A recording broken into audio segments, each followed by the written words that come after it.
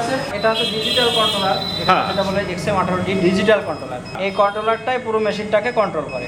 ওকে। এবং এই যে সাইডে একটা গেট থাকছে, এই গেটটা হচ্ছে এই সাইড দিয়ে যা ইলেকট্রিকের যন্ত্রাংশগুলো সেগুলো এখানেই লাগানো থাকে এই সাইড দিয়ে।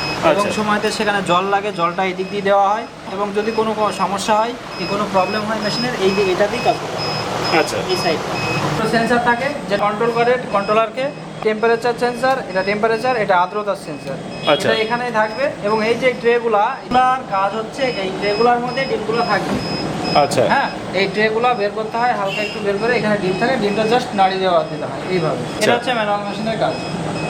আর এই একটা বিজনেস যাতে কোনো বাকি নেই, যতটুকুই লাভ হোক সঙ্গে সঙ্গে লাভ পাবে এবং সঙ্গে সঙ্গে।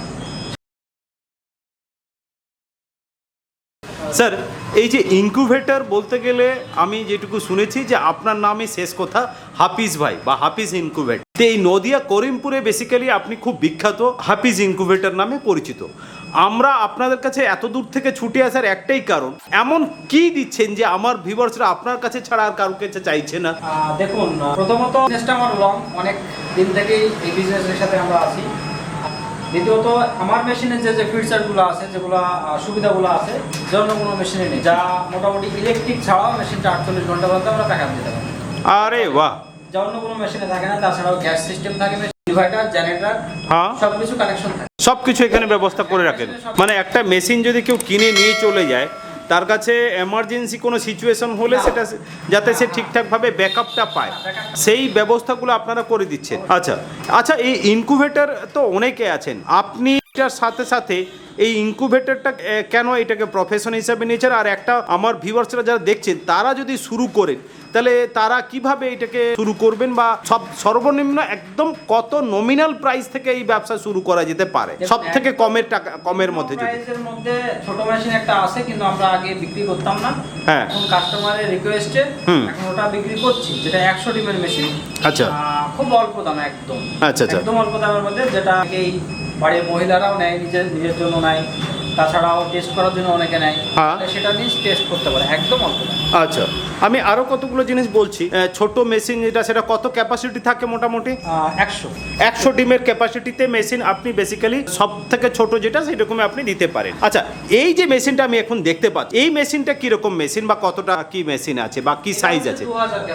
এটা 2000, মানে 2000 এক্স এখানে বসানো যাবে, 2000 ডিম। আচ্ছা, 2000 ডিম এখানে বসানো যাবে একসাথে। আচ্ছা, তো এই 2000 ডিম মোটামুটি প্রসেস হতে কিরকম, মানে এটার জন্য কি কোনো কমার্শিয়াল কারেন্ট নিতে হবে? আচ্ছা, অনেকে ভাবে হয়তো কমার্শিয়াল কারেন্ট লাগে না, কমার্শিয়াল কোনো কারেন্ট লাগে না। ডোমেস্টিক যে বাড়ির লাইনগুলো চলে এবং বাড়িতে যে ঠিক আছে, সেই মিটারে সেই ইলেকট্রিকই হবে 220 ভোল্ট। আচ্ছা, সেই 220 ভোল্টেজে হয়ে যাবে, এই মেশিনগুলো চলবে। আচ্ছা, এই মেশিনগুলোর মোটামুটি কারেন্ট কনজিউমশন কিরকম আসতে পারে সারা মাসে? সারা মাসে এই 2000 মেশিনগুলো 1000 টাকা কারেন্ট। আচ্ছা, সারা মাসে খুব বেশি যদি হয়? খুব বেশি যদি হয় 1000 টাকা, 1100 টাকা এরকম। শীতের সময় হলে একটু বেশি খায়, গরম হলে একটু কম। আচ্ছা, ভিতরে সাধারণত এই মেশিনে মানে খুব একটা কমার্শিয়াল পারপাসে যদি কেউ ইউজ করে, তার মানে তো খুব একটা বেশি নয় এটা। আচ্ছা, এই মেশিনের কি কি ফিচার্স রয়েছে বা কি একটু যদি বলেন? হ্যাঁ, দেখুন, এই মেশিনগুলো এটা হচ্ছে ডিজিটাল কন্ট্রোলার, এটা বলে XM18D ডিজিটাল কন্ট্রোলার। এই কন্ট্রোলারটাই পুরো মেশিনটাকে কন্ট্রোল করে।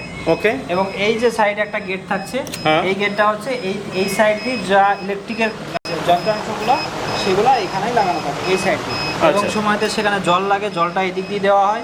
এবং যদি কোনো সমস্যা হয়, কোনো প্রবলেম হয় মেশিনের, এটা দিয়েই কাজ করে। আচ্ছা, এই সাইডটা এই মেশিন দিয়ে হয়ে যাবে। হ্যাঁ, এবং এটা হচ্ছে কন্ট্রোলার। এখানে আপনার মেশিনের যে টেম্পারেচার এবং আর্দ্রতা সেটা এখানেই শো করবে। এখানে যেমন মেশিনের ভিতরে যে টেম্পারেচারটা চলছে সেটা এখানে শো করবে, এবং আর্দ্রতা যেটা সেটা এখানে শো করবে। এবং এখানে মেশিনের যে টেম্পারেচার আমার দরকার, হাঁসের ডিম, মুরগির ডিম ফোটাতে হলে এক এক রকম টেম্পারেচারের প্রয়োজন হয়, সেই টেম্পারেচারটা এখানেই সেট করতে হয়, এবং আর্দ্রতাটা এখানেই সেট করতে হয়। এবং এই টোটালটা কন্ট্রোল করার জন্য 4টে বাটন আছে। এই 4টা বাটনের উপরেই কাজ করতে হয়, 4টা বাটনে সেট আপ করতে হয়। সেগুলো আমরা সেট আপ করে দেবো ওখানে, এবং কাস্টমারকে শিখে দেওয়া হবে।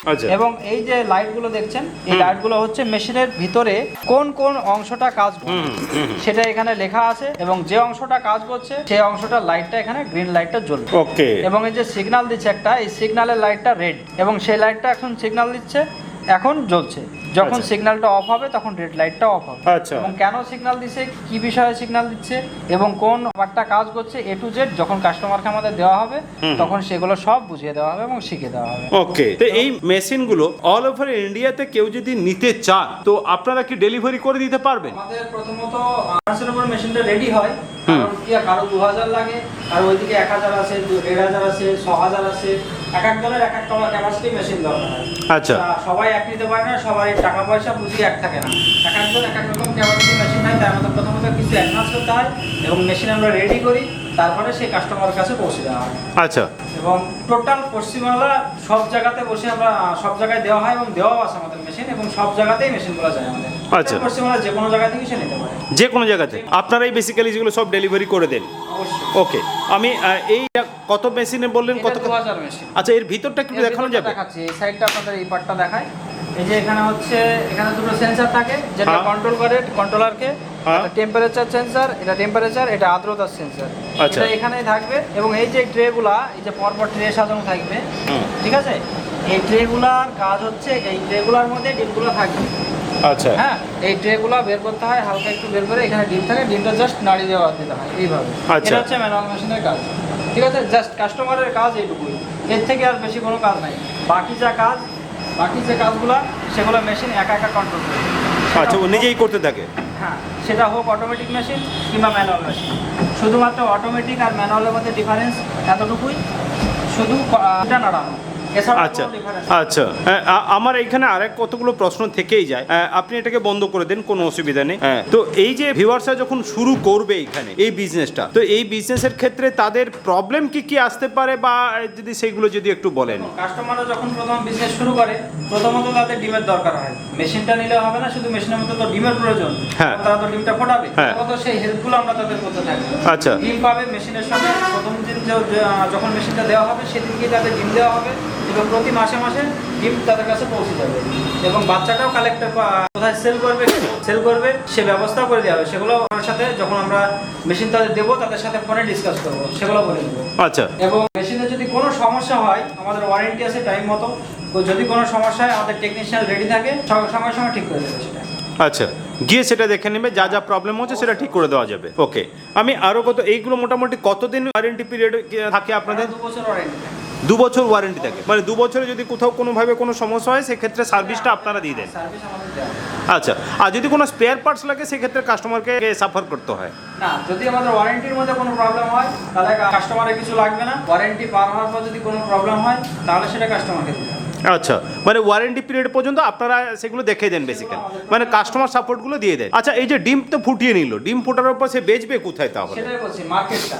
সেই মার্কেটটার জন্য তাদের সাথে আমাদের ডিসকাস করবে, আমরা টোটাল বলে দেবো কোথায় বিক্রি করতে হয়, কীভাবে বিক্রি করতে হয়। আমাদের অনেক গ্রুপ আছে, এখানে পশ্চিমবাংলার টোটাল একটা গ্রুপ আছে বড়, সেখানেও বেচা কেনা করতে পারে চাইলে। তাছাড়াও আমাদের একটা নিজস্ব, আমরাও নিজে তাদের বাচ্চাগুলো কিনি, আচ্ছা। ব্যবস্থাও আছে, সেটা আমরা ফোনে তাদের সাথে ডিসকাস করবো।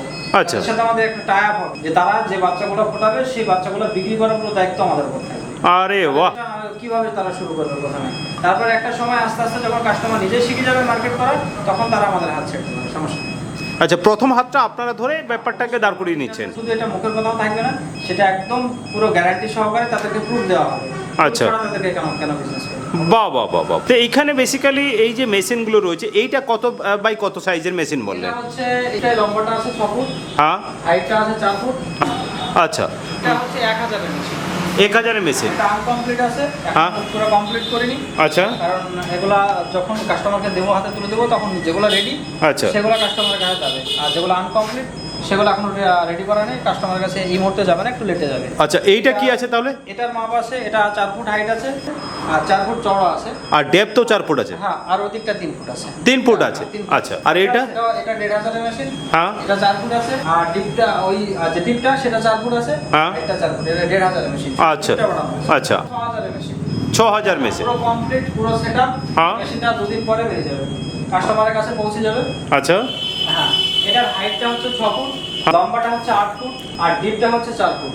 বাস? এটা 6000। 6000 মেশিন? পুরো কমপ্লিট মেশিন। শুধু ট্রেগুলো বাইরে রাখা আছে, বাকি সব কিছু আছে। কন্ট্রোলার টোটাল সেটআপ এইদিকে লাগানো আছে। এটা পুরো কমপ্লিট সেট। কমপ্লিট দুটো মেশিন আছে আপাতত, দুটোই দেওয়া আছে। সর্বশেষে আপনি আমার যারা ভিউয়ার্স দেখছেন তাদেরকে কি বলবেন আপনার এই ব্যবসাটার সম্বন্ধে? তারা হ্যাঁ একটা কথা বলি যে কোনো বিজনেস করতে গেলে অনেক টাকার পুঁজির প্রয়োজন, 10 লাখ 12 লাখ 5 লাখ, কিন্তু তারা কাস্টমার ধরে বিজনেস করবে না। যে কোনো একটা দোকান করুক, যাই করুক, কাস্টমার আগে তারা ধরে না। কিন্তু এবং সেটাতে বাকি আছে, সাথে সাথে কোনো আপনার বাকি কিছু থাকবে না। রিস্কটা এই মুহূর্তে কম থাকে, কারণ এই রিস্কটা কম থাকবে। সেটা হচ্ছে কাস্টমার মালটা কোথায় বিক্রি করবে সেই দায়িত্বটা আমরা প্রথমে আচ্ছা নিচ্ছি, যেন তারা জায়গায় পৌঁছাবে, তারপরে সে হাত চালিয়ে ছাড়তে পারে, সমস্যা নেই। ওকে, তো সেই জন্য বলবো এই বিজনেসটা রিস্কটা অনেকটাই কম আছে। তাই বলবো যদি কাস্টমার আমাদের সাথে কথা বলবে, আসবে, কথা বলবে, তারপরে যদি সবকিছু জানার পরে এবং সে যদি প্রুফ পায় না আমাদের এই বিজনেসে, এখানে বিজনেসটা করা উচিত, পুরো ডকুমেন্টস দিচ্ছে, প্রুফ দিচ্ছে, তাহলে সে চাইলে বিজনেসটা করতে পারে। ওকে, থ্যাংক ইউ সো মাচ।